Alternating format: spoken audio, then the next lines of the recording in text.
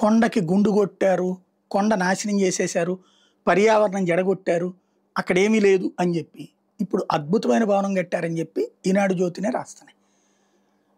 కేవలం 500 కోట్లతో అద్భుతమైన భవనాలు, ఒకటి కాదు, రెండు కాదు, 7 దగ్గర భవనాలు, ప్లస్ అద్భుతమైనటువంటి సిస్టమ్, లంచాలు లేనటువంటి అభివృద్ధి చేస్తే అట్లుంటుంది.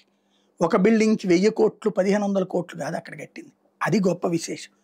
అది ఒక ఎత్తు అయితే, ఆ ఋషికొండలో పర్యావరణాన్ని నాశనం చేస్తున్నారు, అదంతా కొండ, ఋషులున్న కొండ, అక్కడ ఉట్టి చెట్లు ఉంటాయి అన్నటువంటి మాటల నుంచి ఇప్పుడు ఆ ఋషికొండను ఏం చేయమంటారని అడుగుతున్నారట. గుడ్, ప్రజలకి మేలిచ్చి వారం రోజుల్లో మీ అభిప్రాయాలు చెప్పండి అనేటటువంటిది ఒక ఆస్పెక్ట్ బాగానే ఉంది.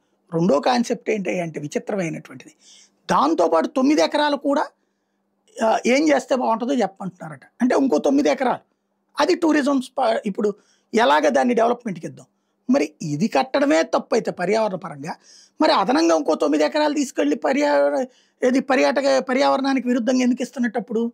అంటే మనం విపక్షంలో ఉన్నప్పుడు ఒక మాట మాట్లాడతాం, అధికార పక్షంలో ఉన్నప్పుడు మరొక మాట మాట్లాడతాం. రెండవది, అది పక్కా భవనాలు, అద్భుతమైన భవనాలు తెలిసిన అభాండాలు వేస్తాం, అనర్థదాయకంగా మాట్లాడతాం. మన రాష్ట్రంలో చదువుకున్న మూర్ఖులు, చదువుకున్న రాష్ట్ర ద్రోహులు ఉన్నంత వరకు ఈ సమస్య నడుస్తూనే ఉంటుంది.